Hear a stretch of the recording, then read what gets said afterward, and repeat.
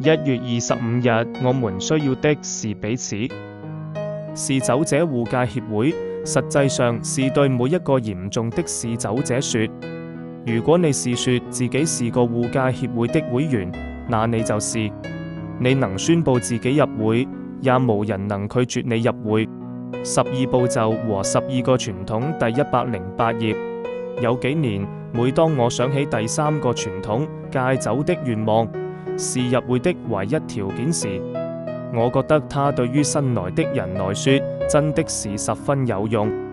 那是護戒協會的承諾，沒人能禁止他們加入護戒協會。今天我對這一條傳統帶給自己的靈性成長表示感激不盡。我不會去尋找那些與我明顯不同的人。第3條傳統注重於我與其他人相似的方面，它讓我認識到自己應要去幫助各種不同類型的嗜酒者，就像他們也曾幫助了我一樣。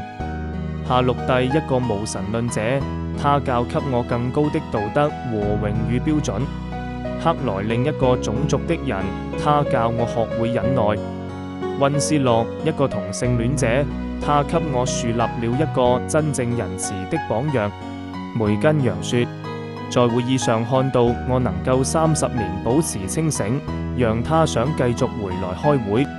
第3個傳統保證了我們所需要的彼此。